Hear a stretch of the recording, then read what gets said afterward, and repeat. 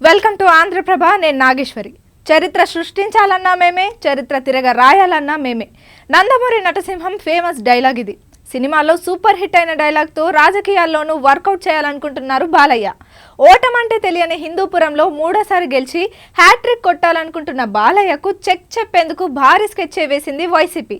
4 దశాబ్దాలుగా ఇతర పార్టీ జెండా ఎగరని చోట తొలిసారి విజయం సాధించి టీడీపీకి షాక్ ఇవ్వాలనుకుంటోంది.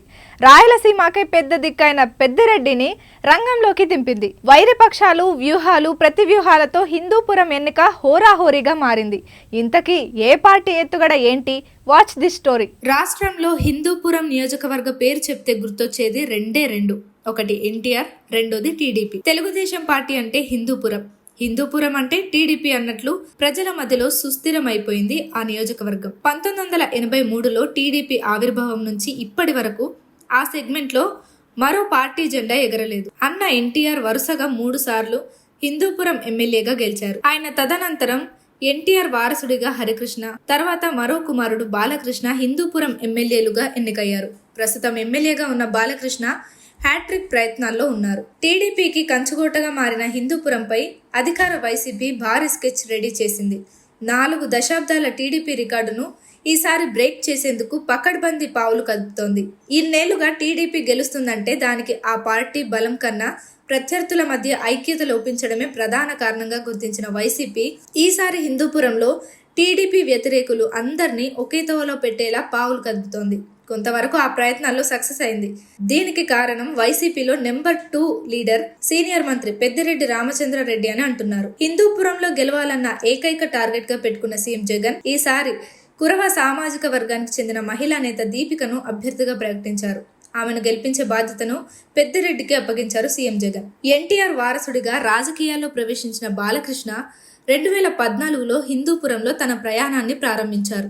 సెంటిమెంట్ ప్రకారం తన తండ్రి సోదరుడి మార్గంలోనే హిందూపురం నియోజకవర్గాన్ని ఎంచుకున్నారు. ఆ ఎన్నికల్లో రికార్డు మెజారిటీతో గెలిచిన బాలయ్య 2019 ఎన్నికల్లో కూడా మరోసారి జయకేతనం ఎగురవేశారు. ఆ ఎన్నికల్లో రాష్ట్ర వ్యాప్తంగా వైసీపీ అధినేత జగన్ వేవ్ ఉన్నప్పటికీ హిందూపురంలో మాత్రం బాలయ్య హవానే కనిపించింది. 2014 కంటే ఎక్కువ మెజారిటీ తెచ్చుకున్నారు. ఈసారి వైసీపీ అధిష్టానం వ్యూహం మార్చింది.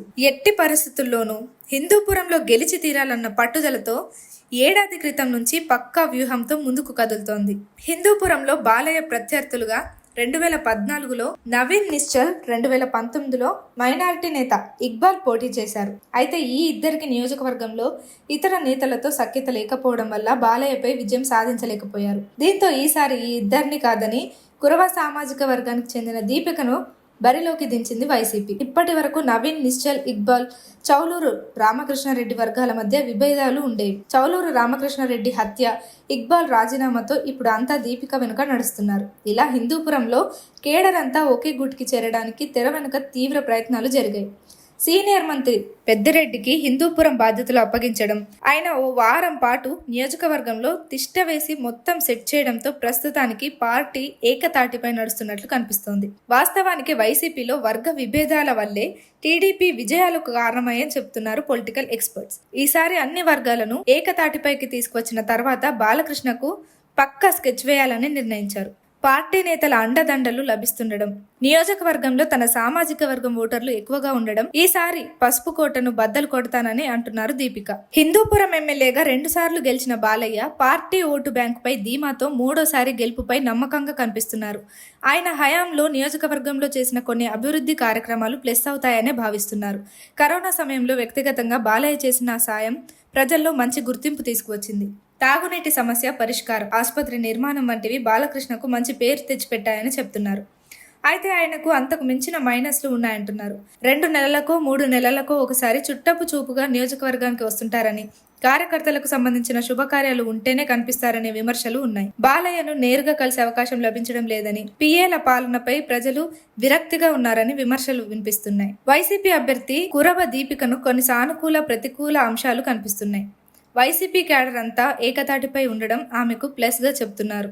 ఇదే సమయంలో హిందూపురంలో టీడీపీని ఓడించేంత శక్తి ఆమె సాధించారా? అదే సందేహం వెంటాడుతుంది. ఏదేమైనా హిందూపురంలో తొలిసారి గట్టి పోటీని ఎదుర్కొంటుంది టీడీపీ. 4 దశాబ్దాల కంచుకోటను కాపాడుకోవడానికి శక్తి వంచన లేకుండా కష్టపడాల్సిన పరిస్థితి కనిపిస్తోంది. మంత్రి పెద్దిరెడ్డి వ్యూహం ప్రకారం నడుస్తున్న వైసీపీ హిందూపురంలో ఎలాంటి సంచలనం సృష్టిస్తుందో వెయిట్ చేయాల్సిందే.